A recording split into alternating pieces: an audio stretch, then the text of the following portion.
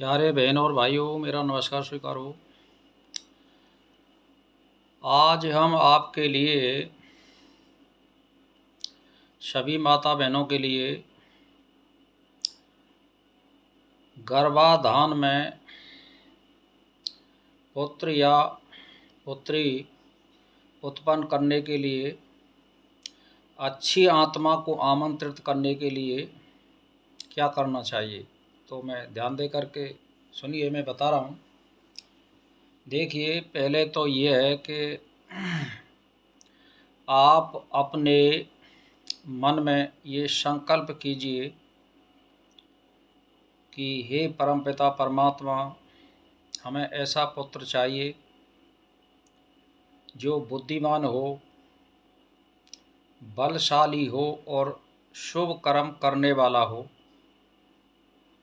और माता पिता की सेवा करने वाला और सबों की आज्ञा का पालन करने वाला हो, और पुत्री हो तो ऐसी गुणवान हो जो पति की आज्ञाकारिणी हो, सास ससुर की सेवा करने वाली हो और सभी की आज्ञा पालन करने वाली हो। ऐसी हमें कामना करनी चाहिए। तो उसके लिए एक फॉर्मूला है कि जैसे ही स्त्री का जो महीना शुरू होता है, 1, 2, 3, 4 या 5, 6, जैसे भी होता है, तो जब पति पत्नी मिलते हैं तो माहवारी के 7 दिन तक पति पत्नी को नहीं मिलना चाहिए, क्योंकि दीर्घ आयु लड़का या लड़की की होने का स्त्री और पति के हाथ में होता है। शास्त्रों में ऐसा बता रखा है कि माहवारी शुरू होती है तब से 8वें दिन अगर मिलन किया जाए स्त्री और पति का, और उससे जो पुत्र उत्पन्न होगा वो दीर्घायु होगा, शुभ कर्म करने वाला होगा। अगर नमी रात को आप मिलन करते हैं तो ऐसे ही दीर्घ आयु पुत्री होगी और सबकी सेवा करने वाली होगी और बुद्धिमान होगी, आज्ञाकारिणी होगी। 10वीं रात्रि को अगर आप मिलन करते हैं तो पुत्र दीर्घायु, अति बुद्धिमान, दूसरे लोगों की सेवा में तत्पर और अपनी बुद्धि के बल पर उन्नति करने वाला होता है। 11वीं रात्रि को अगर स्त्री और पति मिलन करते हैं तो दीर्घायु पुत्री होगी, काम करने में चतुर, परायण, गृहस्थ का संचालन करने में बुद्धिमान रहेगी और सभी की आज्ञा करने वाली होगी। इसी प्रकार अगर 12वीं रात्रि में आप संभोग करते हैं तो दीर्घायु पुत्र होगा और बलशाली होगा और अपने बल और पराक्रम और बुद्धि और भाग के बल पर उन्नति करने वाला होगा। 13वीं रात्रि को अगर मिलन करते हैं तो पुत्री होगी और पुत्री दीर्घायु होगी,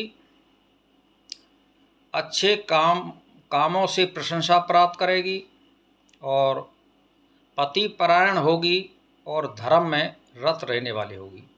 इसी प्रकार 14वीं रात्रि को अगर मिलन होता है तो कम से कम 90-100 की उसकी आयु होगी और विख्यात पुत्र होगा, उसको बहुत लोग जानने वाले होंगे, प्रशंसा प्राप्त करने वाला होगा, यश और मान प्राप्त करेगा और बुद्धिमान होगा। इसी प्रकार अगर 15वीं रात्रि को आप मिलन करते हैं तो पुत्री होगी और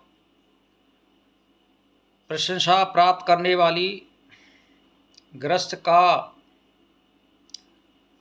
ढंग से पालन करने वाली हर बात को समझने वाली और धर्म और पति के धर्म को समझने वाली होगी और सर्वज्ञ होगी। अगर आप 16वीं रात्रि को मिलते हैं तो वो पुत्र सर्वज्ञ और राजा के समान आचरण करने वाला, बुद्धि से सबको जीतने वाला और सब पर राज करने वाला, धर्मपरायण, परोपकार करने वाला, देश विदेशों में मान सम्मान प्राप्त करने वाला पुत्र प्राप्त होता है। तो भाई और बहनों, मेरी बात को समझो। 8, 10, 12, 14 और 16वीं रात को जब मिलन करते हैं यानी समरात्रि, तो पुत्र प्राप्त होता है। और विषम रात्रि में संभोग करते हैं तो पुत्री प्राप्त होती है। ये एक गणित है। तो कहने का मेरा मतलब ये है कि 7 रात तक महावारी से स्टार्टिंग से 7 रात तक या दिन तक संभोग नहीं करना चाहिए, क्योंकि उसमें दीर्घ आयु पुत्र और पुत्री को नहीं मिलती है। तो मैं ये गणित बता रहा हूँ आपको। इसीलिए बस परमात्मा से यही जो प्रार्थना करिए, आपको सब काम शुभ होंगे। और बस परमात्मा से यही प्रार्थना करिए कि हे परमपिता परमात्मा, मैं ऐसा पुत्र या ऐसी पुत्री चाहती हूँ जो सबका भला करने वाला हो, बुद्धिमान हो या अच्छे आचरण करने वाला हो, सबका आदर मान सम्मान करने वाला हो। इस तरह से आप अपनी जिज्ञासा प्रकट करें तो वो परिणाम आपके अनुकूल होगा। इसी के साथ मेरा प्रणाम स्वीकार हो।